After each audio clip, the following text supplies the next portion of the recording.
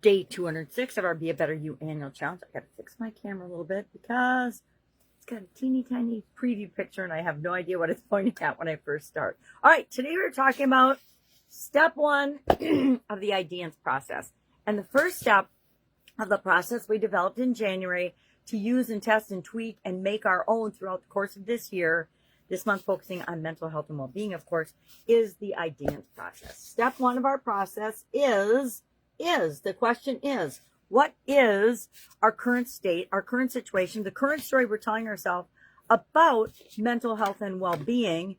And throughout the rest of the process, this next 7 days, including today, we're going to focus on a mental health and well-being goal. I hope you picked one yesterday. I picked positive thinking in terms of my self-talk, because as much as I think that I've worked on it, every single day I catch myself saying something negative to myself. And I'm like, okay, I wouldn't say that to my granddaughters or my daughter or my friends or even my enemies. So why on earth would I say something like that to myself?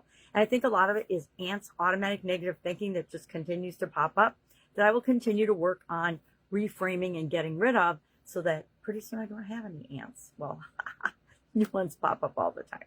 So remember, we looked at 7 different areas of high impact in the area of mental health and well-being: stress management, positive thinking, which is the one I selected, self-confidence, trusting yourself in the decisions that you make, mindfulness, being present in the moment, emotional regulation, which is probably the one I should have selected. Maybe I'll do that one next. I think I'll save that one for next month when we focus on emotional area and aspect of our life. So emotional regulation is how we react and respond, mostly respond instead of reacting to life's little triggers, right? We all have them, even though we think we don't. We all absolutely positively do.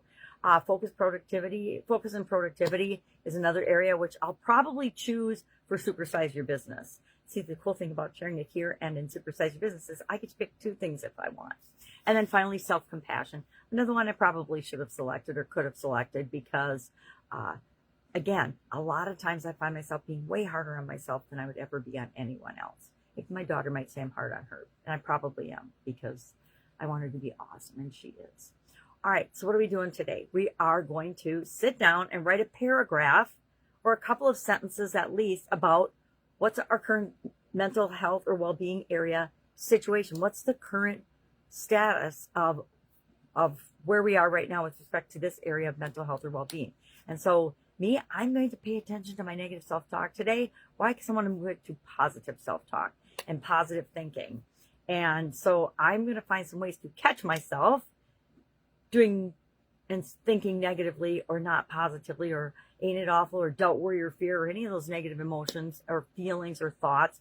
And I'm going to capture them and write them down so I can start knocking them off and attacking them and substituting a much better positive way of approaching my life and my thinking whenever those things are triggered, so I can take those little negative triggers and turn them into positive ones. And that's what we'll do through the course of this week. But today I just need to really focus in on, and I'm challenging you too, what is my current situation? What is my current state of mental health?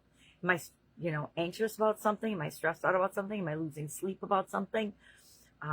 Etc.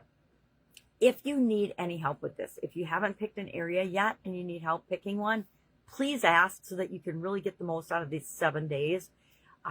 If you have a question about anything and you don't know who to ask, just ask, because in my experience, I'll put off and I'll dread and I won't want to ask and I won't know who to ask. And as soon as I type the question in or ask someone or pick up the phone, even before they answer, I have the answer that I needed. And I can't tell you, that's literally happened to me thousands of times, if not tens of thousands of times. And so I challenge you to just ask, because when you ask me or anyone else, it's really asking the universe, and the universe already knows the answer. The world, you in your universe already know the answer.